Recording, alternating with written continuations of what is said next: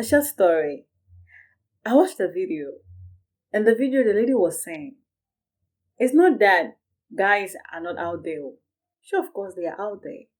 The thing is, ladies have great expectations, and they are waiting for these guys to do for them what the government didn't do for them. In the other hand, they are waiting for them to do what their fathers are supposed to do for them. So when we get in relationships with great expectations, then as time goes on, our expectations are not met. We begin to feel disappointed. Let's listen. This woman was trying to get her deepest needs met from a human being, and you just can't do that. The most important issue in marriage is your personal relationship with Jesus Christ. Oh my God. And this is mind-blowing. I think the whole world needs to hear this. This is actually the ideal kind of relationship. This is actually what everybody needs to learn, needs to know before getting in a relationship or marriage. It's very, very important. Having a relationship with Christ, a firm relationship with Christ, I put an accent on the firm because it's very important.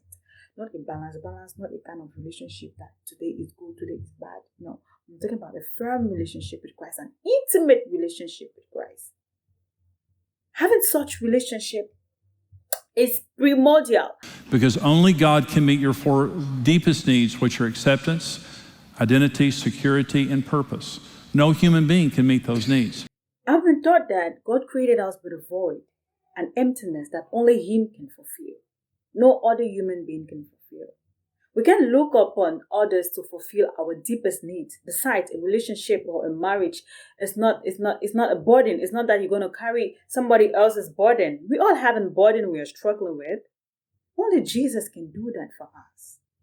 When you get married and you don't have a close relationship with Christ, you're going to automatically transfer the expectation of your needs to your spouse, and you set your marriage up for failure because your spouse can't be Jesus for you. Only God can meet those needs. Period. Your husband or your spouse or your girlfriend or your boyfriend can be Jesus for you. So when you transfer the need to somebody else, you're automatically setting up the whole thing for failure. And that's what we do not want, right? The most important thing we do for our marriage is to pray and to read the Word of God and let God deal with our hurts, our fears, our insecurities, our needs, our desires. Out of the overflow of God's love, we love each other. We simply don't have the ability to love each other in a healthy, functional manner without first having a relationship with God. That having a close relationship with Christ, having an intimate relationship with God is primordial, because out of the fullness of Christ's love for you, the awareness of His love for you, you are able to love others effortlessly. And you learn Christ, and from there, you let Christ deal with your hurt, you let Him deal with your pain, you let Him deal with all the difficulties that you're facing. Then out of the restful state that Christ has so given to you, you are able to rest others. So that we begin to speak 2 Corinthians chapter 5 verse 16 that says that, "No, we henceforth know we no man after the flesh." This actually enables us not to judge people, not to judge our partners from a world point of view, but we judge them, or we try to look at them the way Christ looks at them. We accept them the way they are, and we actually love them as Christ loves them.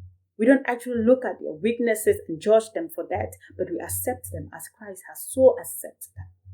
Most people take the energy that God gave them to love each other trying to change each other. Relationships are like, okay, I will change my husband, I will change my wife. No, you can't change human being. A human being cannot change another one. It's practically impossible. Only God can change people. We use the strength that God has given us, like you invest yourself trying to change somebody all your life. No. That's planning to fail. Only God can change people. You see why it's important to have a relationship with Christ before then? I'm learning too.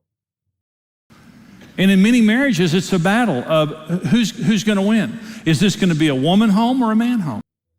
Man of God, of course, is the man's home.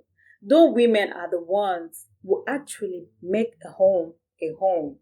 Women have the gift of nesting and turning a house into a home.